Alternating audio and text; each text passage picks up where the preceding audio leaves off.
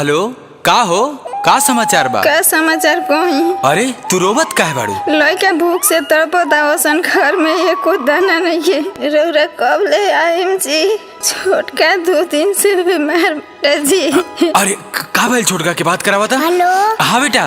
पापा कब आइएगा? पापा बहुत जोर से भूख लगी है पापा। अरे हम आ रहे हैं बेटा। कितने दिन से नहीं खाया है पापा। अरे बेटा, हेलो हेलो।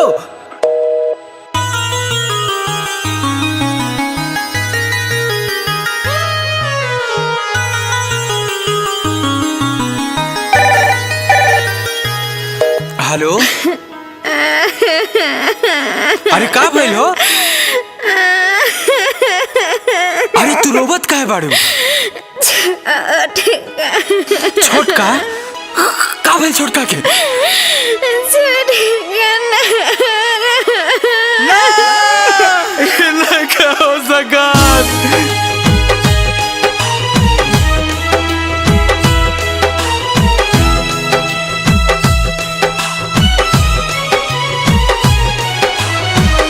अरे अरे रुको रुको, कहाँ जा रहे हो? साहेब हम गांव जा रहे हैं। लॉकडाउन है, तुमको पता नहीं है? हाँ साहेब, लॉकडाउन है हमको पता है, लेकिन मेरा बच्चा। अरे जाने दीजिए सर, इसका बच्चा भूखा होगा। नहीं नहीं साहब, मेरा बच्चा भूखा नहीं है। मेरा बच्चा तो भूख से मर गया साहेब। और हाँ साहेब, आप कहेंगे तो यहीं रुक जाएंगे साहेब। अब घर जाकर करेंगे भी क्या?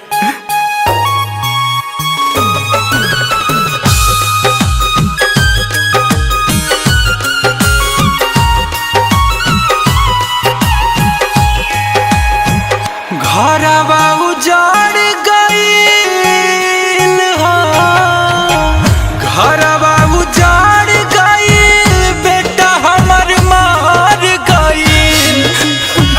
घरवा उजाड़ गईल, बेटा हमर मार गईल।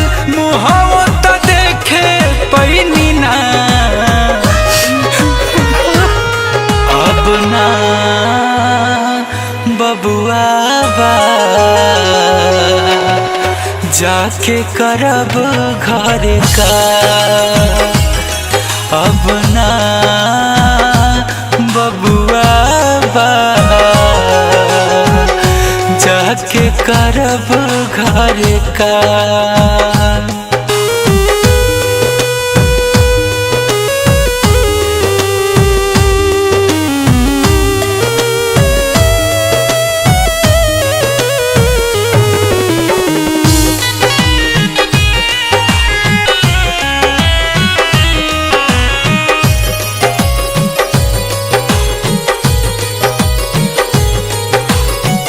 कहले रहे आजा पापा आज हो,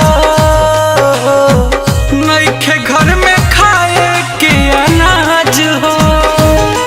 अब चल जाई जान पापा भूख से, नहीं केहू पूछता बे पापा मुख से।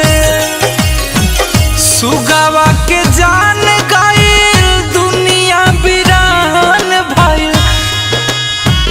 सुगावा के जान गईल, दुनिया बिरान भइल।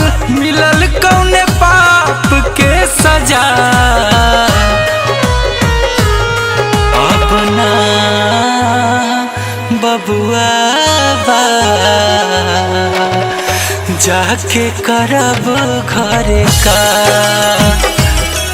अब ना बबुआ जाके करब घर का।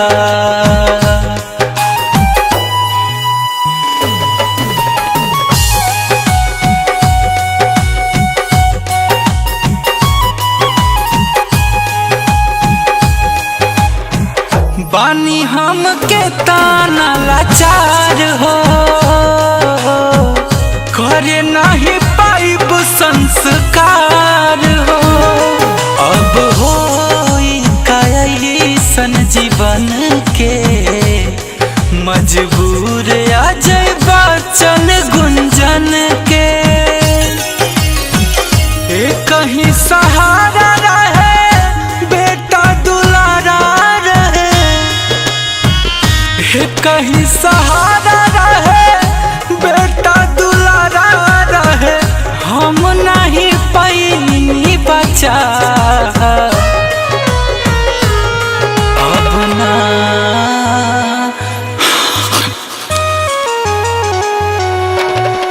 जाके करब घर का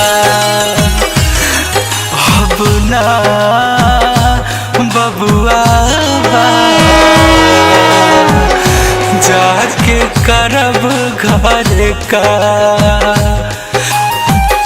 जाके करब घर का।